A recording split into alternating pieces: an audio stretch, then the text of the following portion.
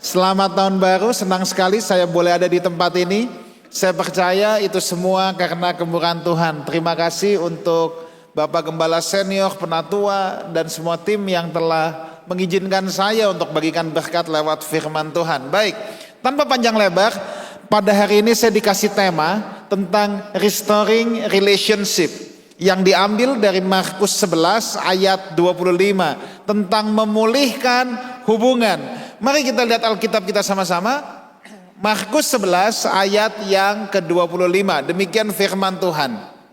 Dan jika kamu berdiri untuk berdoa, ampunilah dahulu sekiranya ada barang sesuatu dalam hatimu terhadap seseorang, supaya juga Bapamu yang di sorga mengampuni kesalahan-kesalahanmu. Kalau kita bicara memulihkan hubungan yang rusak, ya, atau restoring relationship, ayat yang tadi kita baca, kalau kita ada ganjelan terhadap sesama kita perlu pulihkan dulu. Saudara, kenapa hubungan yang rusak itu perlu dipulihkan?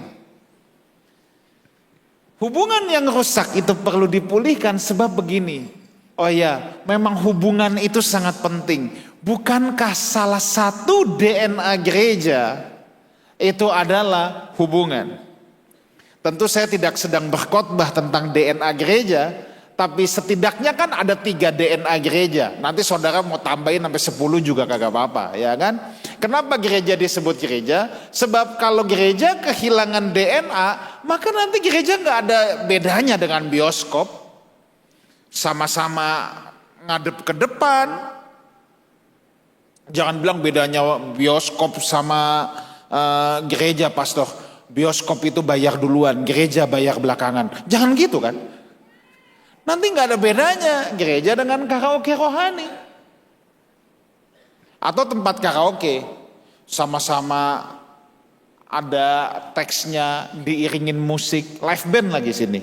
Tapi bedanya kalau di karaoke saudara bisa pilih lagu, kalau di sini saudara nggak boleh pilih lagu, WL yang pilihin gitu kan?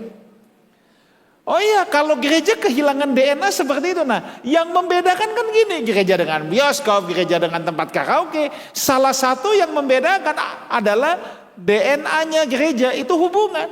DNA gereja kan saya udah bilang tadi, setidaknya ada 3, perjumpaan dengan Allah, hubungan, dan penerimaan tanpa syarat. Nah, hubungan ini sangat penting, saudara. Kenapa? Sebab Tuhan kita itu memang Tuhan atas hubungan. Bukankah salah satu alasan Yesus datang ke bumi ini adalah untuk memulihkan hubungan yang telah rusak antara Allah dengan manusia? Makanya hubungan itu sangat penting sekali. Hubungan sangat penting. Hubungan yang rusak itu penyebab ketidakstabilan emosi. Coba aja, kalau pagi-pagi mau berangkat kerja, sama istri sudah cekcok dan itu nggak diberesin, itu sepanjang hari bisa sewot lo bawaannya. Ya, ada apa dikit jadi marah, cecek lewat di tembok aja bisa kita marahin. Ngapain lewat-lewat gitu kan?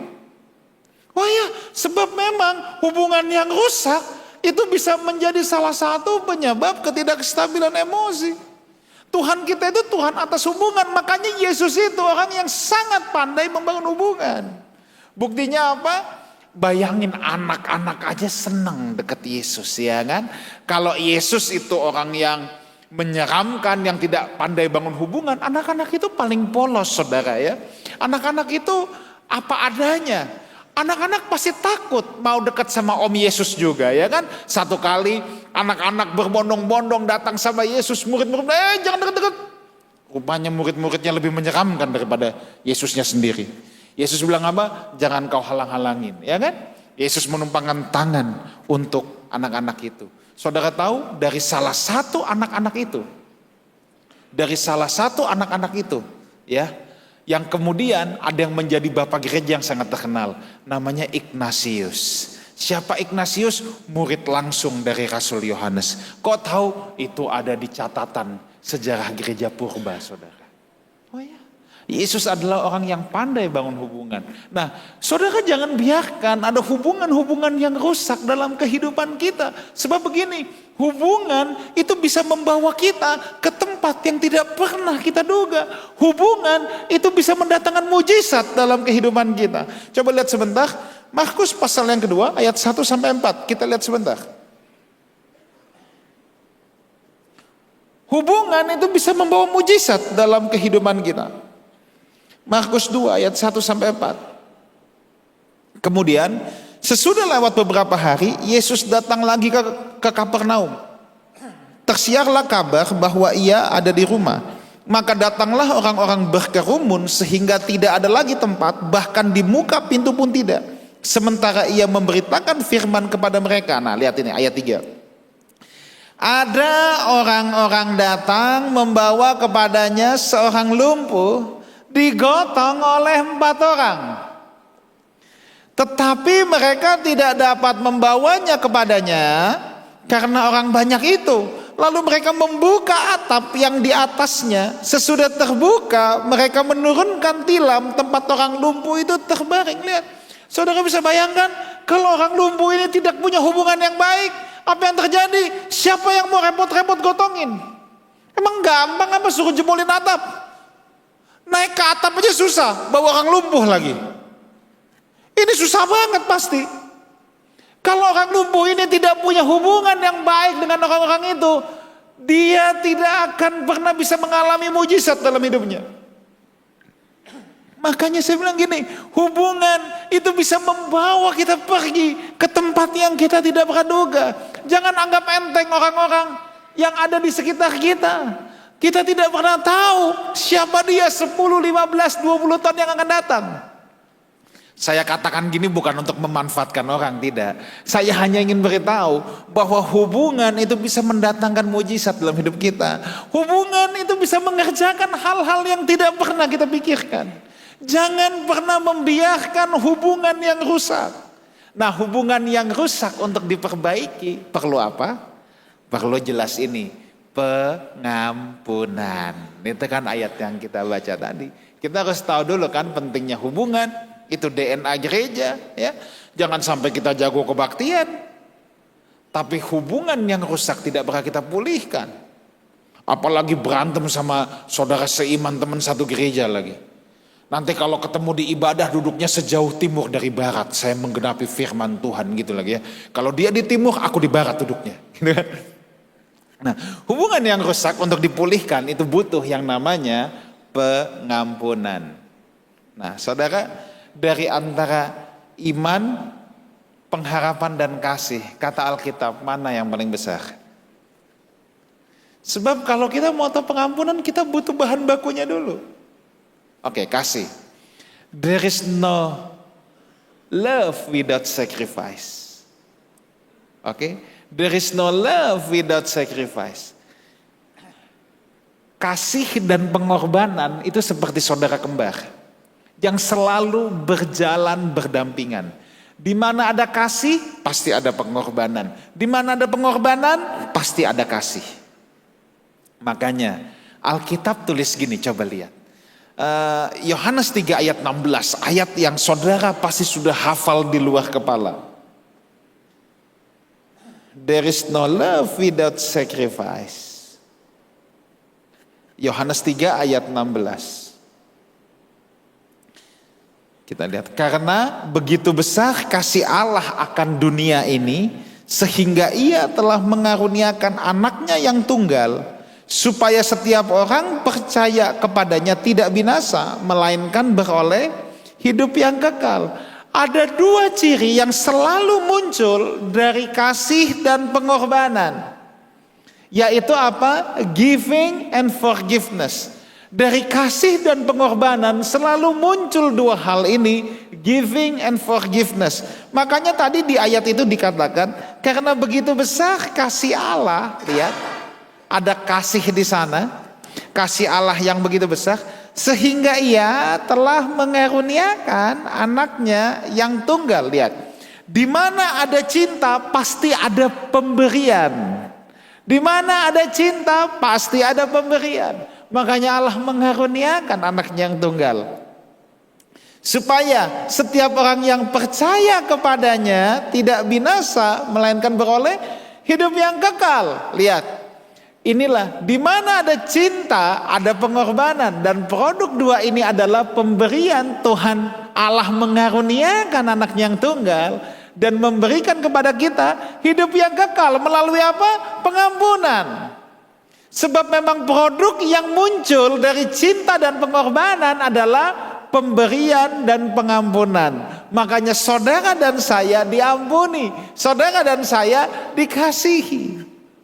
Pengampunan itu butuh hal ini.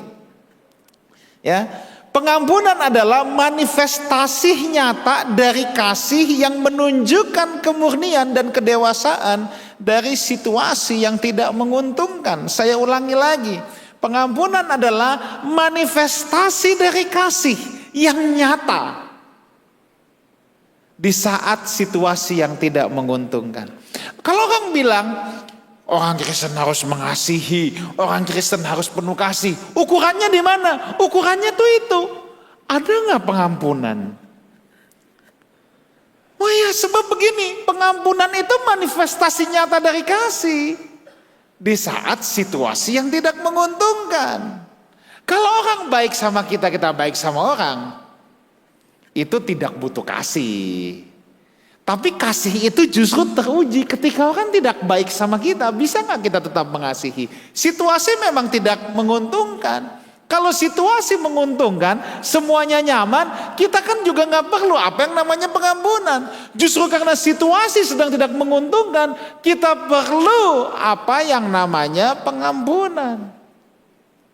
Makanya pengampunan adalah manifestasi nyata dari kasih. Kalau kita bilang kita mau belajar kasih,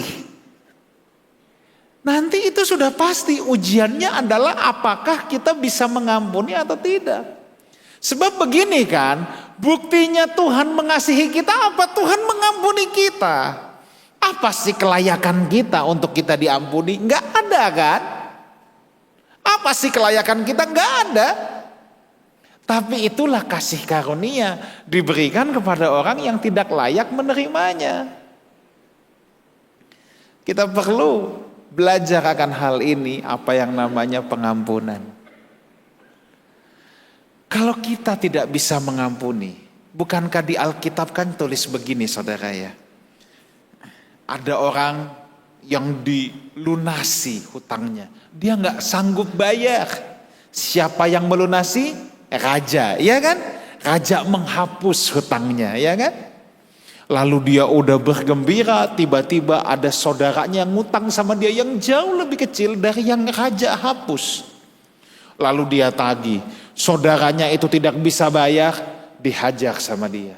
Maka raja itu murka. Makanya begini, seharusnya belas kasihan sang raja itu ada dalam hati kita juga.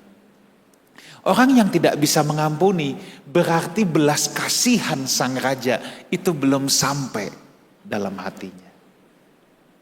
Itu berarti hati sang raja belum ada dalam hatinya. Kalau kita sadar kita sudah diampuni begitu luar biasa sama sang raja kita Tuhan Yesus, kita harusnya gak ada masalah untuk mengampuni. Semua orang perlu pengampunan. Kenapa?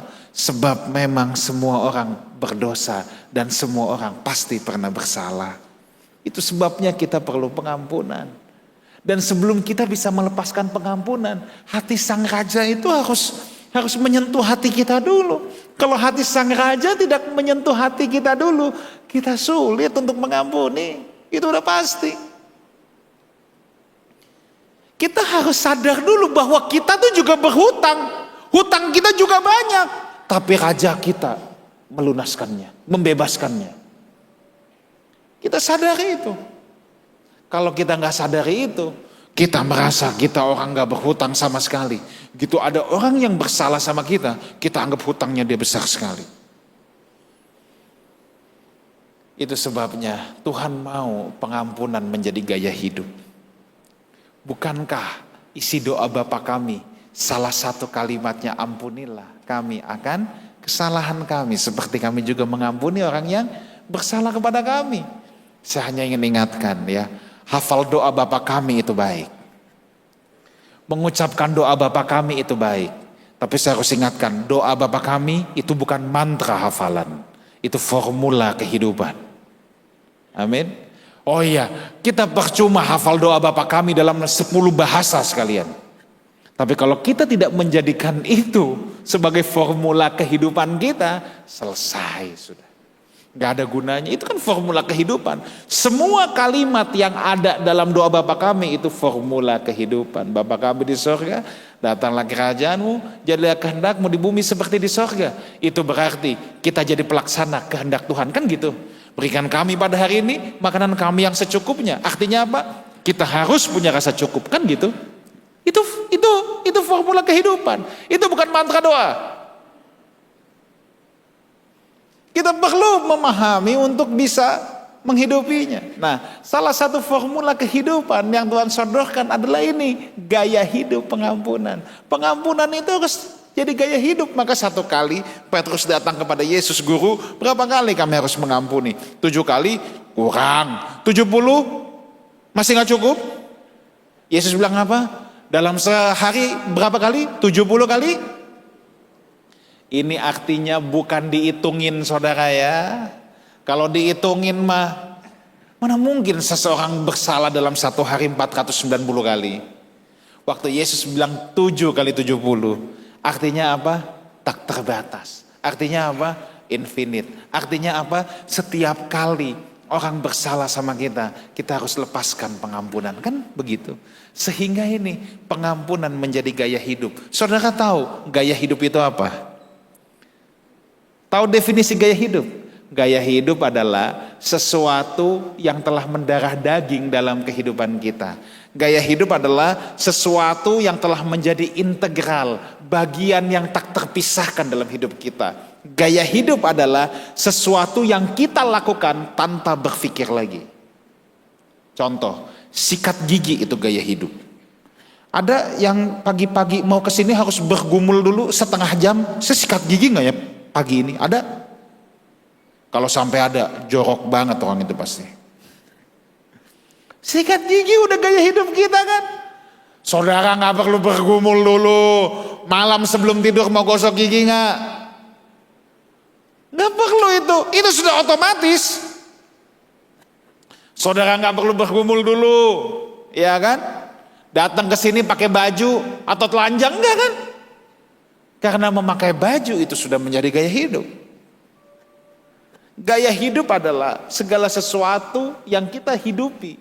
Itu sudah menjadi bagian menyatu dalam diri kita. Kita lakukan itu otomatis. Kita nggak mikir lagi. Kita nggak perlu bergumul dulu. Nah, Tuhan mau ketika Tuhan bilang kamu harus mengampuni orang 70 kali 7. Itu artinya apa? Pengampunan harus jadi gaya hidup orang percaya. Pengampunan harus menjadi bagian yang integral. Kita nggak perlu bergumul dulu untuk mengampuni. Orang ini saya ampuni nggak ya? Tampar pipi kiri, kasih pipi kanan. Dia tampar lagi pipi kanan, masuk kaki kiri. Gitu kan? Anda harusnya gini, pengampunan itu menjadi gaya hidup. Saya mau tanya sama saudara. Ketika kita mengampuni, sebenarnya siapa yang diberkati? Coba pikirkan ini. Ketika kita mengampuni, sebenarnya siapa yang sedang diberkati? Siapa? Orang yang menerima pengampunan jelas diberkati. Oh ya jelas, itu mah kita udah gak usah tanya. Tapi tahukah saudara, bahwa ketika kita mengampuni, kitalah orang yang paling diberkati. Tahu kenapa? Jangan amin-amin doang, Mbak. Harus tahu alasannya. Kenapa ketika kita mengampuni, kita adalah orang-orang yang paling diberkati. Ada orang nih mengkhianati kita, ngambil duit kita, jahatin kita. Kalau kita bisa lepaskan pengampunan, percayalah, kita lebih diberkati daripada dia. Mau tahu alasannya? Alasan yang pertama, ketika kita mengampuni, tanpa kita sadar, karakter kita lebih diubahkan semakin seperti Kristus. Itu udah pasti. Itu udah otomatis. Ketika kita bisa lepaskan pengampunan, karakter kita akan lebih diubahkan seperti Kristus. Tanpa kita sadari. Alasan yang kedua, tahukah saudara bahwa ketika kita tidak bisa mengampuni, kita menyimpan dendam, lama-lama itu bisa menjadi hal yang pahit dalam hidup kita. Orang yang tidak bisa mengampuni itu seperti membawa ransel sampah dalam hidupnya. Kemana-mana dia bawa. Mau tidur dia bawa. Mau kerja dia bawa. Bahkan sampai di gereja juga dia bawa. Kemanapun dia bawa ransel sampah ini dalam hidupnya. Satu-satunya cara untuk melepaskan ransel sampah ini adalah melepaskan pengampunan. Siapa yang rugi kalau kita membawa ransel sampah? Orang jahatin kita nih. Mungkin dianya makan enak aja, tidur enak aja. Kita yang gak bisa lepaskan pengampunan, kita yang kesel sendiri terus. Kita kayak bawa-bawa sampah hidup. Dia yang nyampah, kita yang bawa, gitu kan? Loh, ya gak? Dia nyampah dalam hidup kita, terus kita yang bawa kemana-mana. Nah, lepaskan saja pengampunan. Lepaskan. Jangan itu jadi beban kita. Percayalah, kalau kita bisa mengampuni, kita yang lebih diberkati. Minimal karakter kita diubahkan semakin seperti Kristus ketika kita bisa mengampuni. Oh ya, maka benar, pengampunan itu memang menjadi gaya hidup. Pengampunan itu tindakan iman. Percaya nggak? Pengampunan itu tindakan iman loh. Loh gini, Ibrani 11 ayat yang ke-1 bilang apa? Ini harus hafal. Iman adalah dasar dari segala sesuatu yang kita harapkan, bukti dari segala sesuatu yang belum kita lihat. Tahukah, ketika saudara mengampuni, itu adalah dasar bahwa saudara mendoakan dia. Saudara percaya orang yang menyakiti saudara juga bisa berubah, walaupun saudara belum lihat dia berubah. Loh, bukankah ketika Tuhan mengampuni kita, Tuhan mempercayakan bahwa kita bisa berubah, ya enggak? Ketika Tuhan mengampuni kita, Tuhan percaya bahwa kita bisa berubah menjadi seperti Dia. Makanya kan gini, Tuhan menerima kita apa adanya, tapi Tuhan tidak membiarkan kita apa adanya. Tuhan kasih trust itu sama kita bahwa kita bisa berubah. Makanya ketika kita mengampuni kepada sesama kita, kita belum lihat dia berubah, tapi pengampunan itu adalah bukti doa kita kepada dia bahwa dia satu hari nanti akan berubah. Ya. Itu tindakan iman, saudara. Pengampunan itu tindakan iman. Tapi yang namanya iman itu mau jadi gaya hidup, saudara, ya, itu tidak mudah. Pengampunan jadi gaya hidup itu tidak mudah. Saudara hari ini dengar khotbah tentang pengampunan. Mungkin saudara mulai berpikir, siapa hubungan yang aku rusak? Mungkin saudara datang ke tempat ini, saudara pernah dikhianati, saudara pernah disakiti. Dan saudara mau lepaskan pengampunan itu. Setiap kita pasti pernah disakiti kan? Pasti. Kenapa semua kita perlu pengampunan? Karena memang kita tidak ada yang sempurna. Dan kita tidak perlu selalu playing victim, merasa kita orang yang paling disakiti. Kita juga pasti pernah menyakiti orang lain. Pernah kan? Pasti pernah. Makanya setiap kita perlu pengampunan. Orang yang menyakiti saudara perlu pengampunan, kita juga perlu pengampunan. Karena kita juga pasti pernah menyakiti orang lain. Nah, katakanlah saudara merenung, saudara mau mengampuni orang tapi susah, tapi saudara dengar firman Tuhan, saudara mau belajar mengampuni, tebak apa yang akan terjadi? Ini udah pasti, Tuhan akan menguji semuanya. Sama kan, kalau orang yang gak sabar, misalnya, Tuhan aku mau sabar. Ini kan bukan ditumpang tangan pendeta terus jadi sabar, gak bisa. Tumpang kaki sekalian guyur minyak 1 ember, tetap gak bisa. Ini kan karakter yang Tuhan harus latih. Tuhan akan berhadapkan dengan situasi-situasi yang membuat kita tidak sabar sampai kita lulus gitu kan. Nah itu sama, jadi bukannya tidak tertutup kemungkinan Tuhan aku mau ampuni dia. Tapi saudara jangan doa, tapi Tuhan janganlah pertemukan saya dengan dia sampai maut nanti. Enggak, justru mungkin Tuhan bisa pertemukan saudara dengan orang tersebut.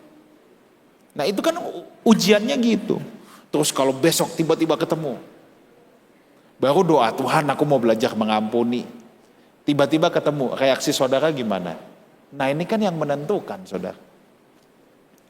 Lalu kita ketemu, kita cuman melengos doang.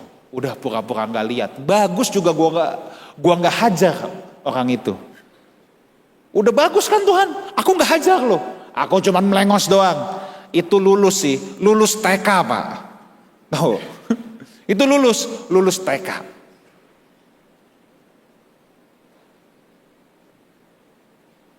Kalau mau diwisuda, beda. Udah dia yang menyakiti. Kita yang nyamperin. Kita yang lepaskan pengampunan. Kita yang memberkati dia. Itu baru anak-anak raja. Ya. Bukankah kita yang berdosa? Yesus yang datang menghampiri kita. Bukankah kita yang sudah berdosa?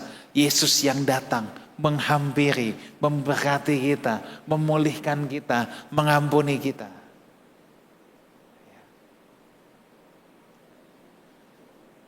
Orang yang paling membutuhkan pengampunan justru kadangkala orang yang paling dekat dengan kita. Atau orang yang dekat dengan kita. Pengampunan dibutuhkan karena itu menandakan memang kita belum sempurna. Kita pun perlu pengampunan. Pasangan hidup kita tidak sempurna. Orang yang paling berpotensi mengecewakan saudara ya pasangan hidup saudara. Dan dia butuh pengampunan. Sebab saudara tidak nikah dengan malaikat tanpa sayap kan? Dia perlu pengampunan. Maka pengampunan harus jadi gaya hidup. Saya pernah saudara. Dulu waktu saya berbisnis di bidang properti. Saya ingat banget. Waktu saya baru pulang dari Australia. Saya sempat jualan properti Australia. Singkat cerita. Saya kerjasama dengan satu orang. Ini anak wakil gembala sidang. Jadi saya percaya dong. Tapi saudara jangan tanya sama saya gereja mana. Saya nggak akan sebut. Ini pelajarannya. Bukan tempat gosip. Bukan. Dia juga punya usaha. Singkat cerita gini. Saya punya skill. Saya punya pengetahuan semua tentang properti Australia. Saya punya barang. Lalu dia bawa saya ketemu kliennya. Dia real estate agency di Indonesia, ya kan banyak real estate agency kan di Indo. Dia bawa saya ketemu kliennya. Kita udah perjanjian, dia nggak perlu ngapa-ngapain, saya yang kerjain semua. Pembagian 60-40, saya 60, dia 40. Dia hanya duduk manis. Saya yang beresin semua dari A sampai Z sampai serah terima kunci. Kemudian saya udah bulak-balik ketemu kliennya, udah sampai pilihin unit, tiba-tiba dia telepon saya. Kok kliennya batal?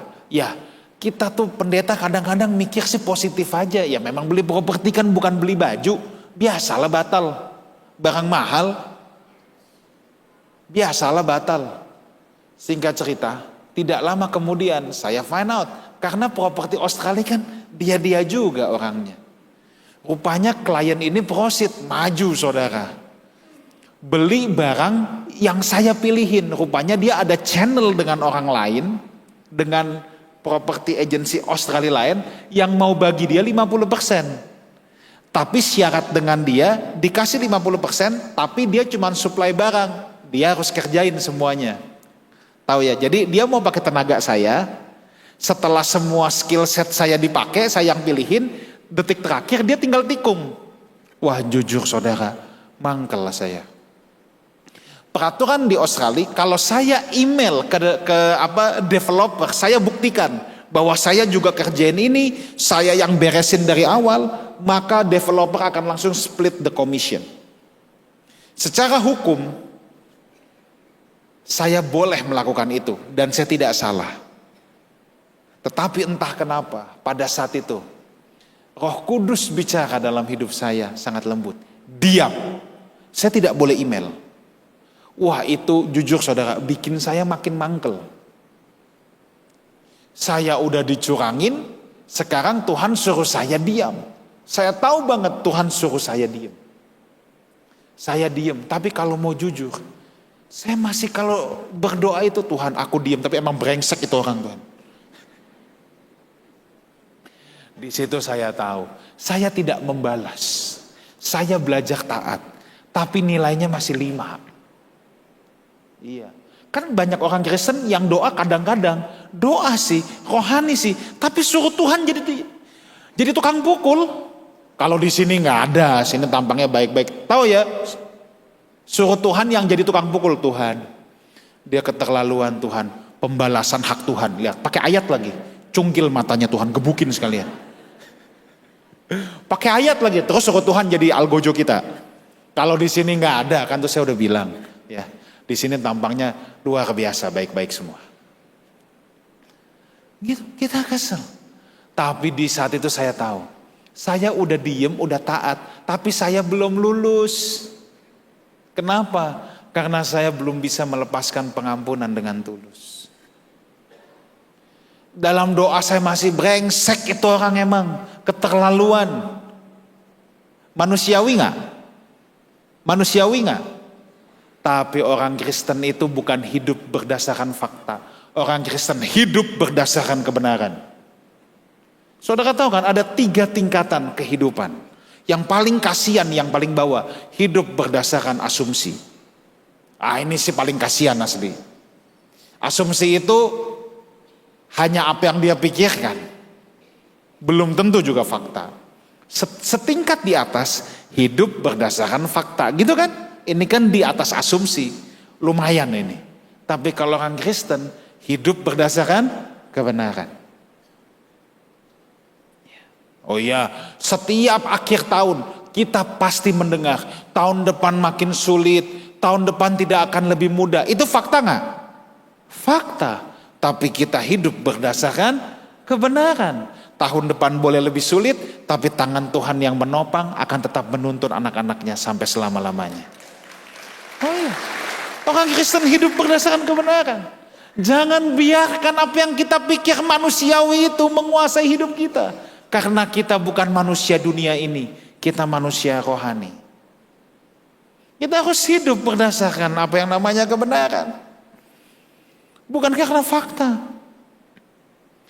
Karena saya tahu nilai saya masih 5, belum bagus-bagus banget. Nanti pasti ada ujian ulang kan gitu.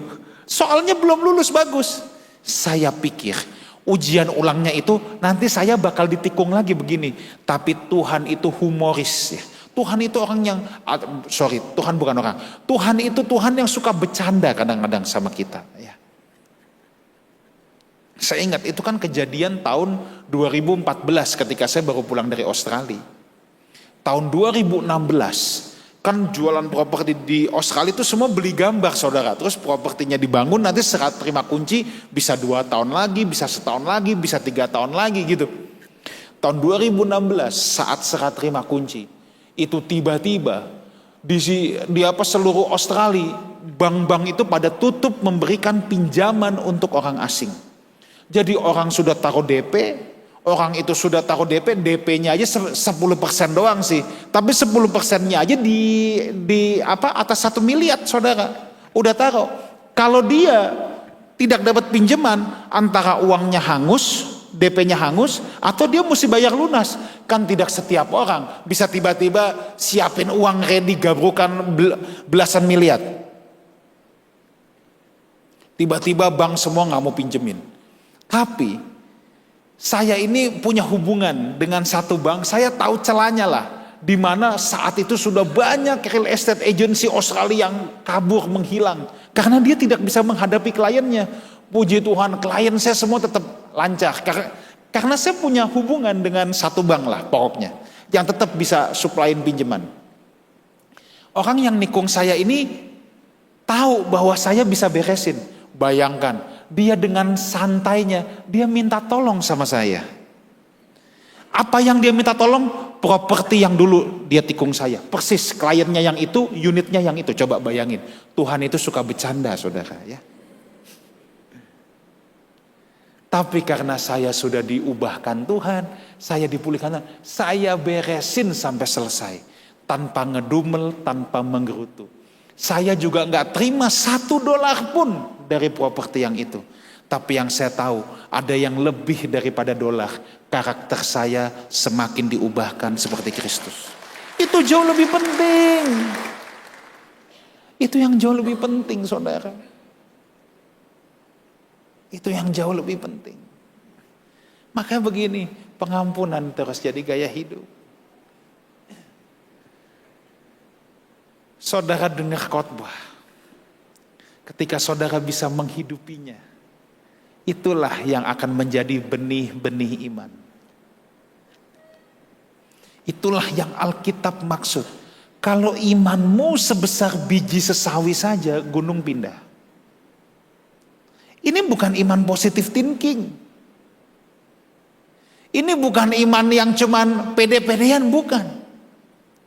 Ketika kita di-challenge untuk menghidupi firman dan kita menghidupinya, itulah yang menjadi benih iman. Bukankah iman timbul oleh pendengaran? Pendengaran akan firman Tuhan. Saudara pasti tahu ini, dalam perjanjian lama itu sebenarnya nggak ada kata taat saudara. Nggak ada kata taat. Semua kata taat itu shema. Shema. Shema itu sebenarnya mendengar artinya. Kemudian kan kalau bahasa Ibrani itu kan konsonan semua, tidak ada vokal. Jadi akar katanya tuh sama. Baru kemudian ditambahkan vokal. Kemudian kata taat jadi syama. Syama, tapi konsonannya semua sama saudara. Jadi sebenarnya dalam konsep Alkitab,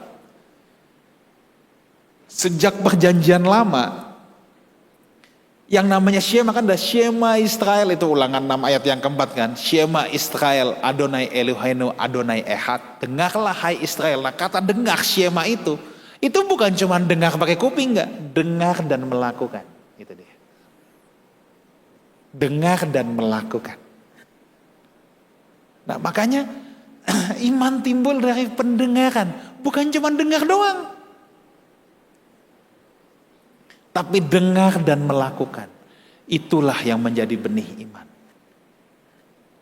Itulah iman yang bisa memindahkan gunung.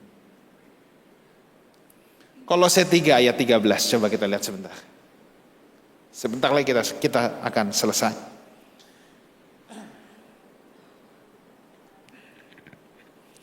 Mungkin pemain musik boleh maju, iringin pelan-pelan biar kayak di lounge cafe gitu ya. Oke, Kolose 3 ayat 13. Sabarlah kamu seorang terhadap yang lain, ampunilah seorang akan yang lain apabila yang seorang menaruh dendam terhadap yang lain. Sama seperti Tuhan telah mengampuni kamu, kamu juga perbuatlah demikian. Tuhan bilang gini, sabarlah kamu. Sabar itu kan slow to anger, jangan cepat marah. Ya. Kenapa saudara kita perlu belajar kesabaran dan toleransi terhadap ketidaksempurnaan? Sebab memang gak ada yang sempurna. Ya. Dengar baik, sesempurna-sempurnanya pasanganmu, tetap dia punya peluang untuk mengecewakanmu. Ya, dia tetap punya peluang untuk mengecewakanmu. Makanya kita harus belajar ini, sabar dan toleransi akan kekurangan orang lain. Ayat yang terakhir, Ibrani 12 ayat yang ke-15. Kemudian kita akan selesai. Singer juga boleh maju ke depan, kita udah mau selesai. Ibrani 12 ayat 15. Jagalah supaya jangan ada seorang pun menjauhkan diri dari kasih karunia Allah, agar jangan tumbuh akar yang pahit, yang menimbulkan kerusuhan dan yang mencemarkan banyak orang. Lihat, ini diawali dengan jangan ada seorang pun menjauhkan diri dari kasih karunia Allah. Bukankah kasih karunia yang mengampuni kita? Makanya orang yang menjauhkan diri dari kasih karunia Allah itu sulit untuk mengampuni. Makanya jangan menjauhkan diri. Kenapa? Supaya jangan tumbuh akar yang pahit. Tadi yang saya bilang, kalau kita kecewa, lama-lama kalau kita nggak lepaskan yang namanya pengampunan, itu akan jadi sesuatu yang pahit dalam hidup kita. Dan orang kalau mata airnya sudah pahit, mata air yang pahit akan mengeluarkan apa? Air yang pahit juga. Pernah nggak dengar orang yang keluar dari mulutnya negatif terus? Coba saudara lihat orang yang kepahitan sama gereja misalnya. Nanti semua yang keluar dari mulutnya, semua yang busuk, semua yang jelek. Ya. Makanya mata air kita, ini hati ini harus dijaga kan dengan segala kewaspadaan. Sebab kalau ini pahit, nanti yang keluar dari mulutmu itu pahit semua. Kata Alkitab apa? Menimbulkan apa?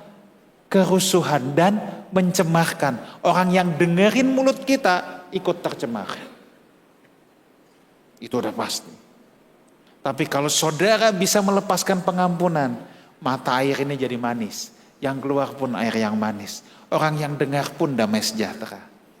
Tapi kalau saudara mendengar orang yang kepahitan ngomong, saran saya jangan banyak mendengarkan orang yang kepahitan. Kenapa?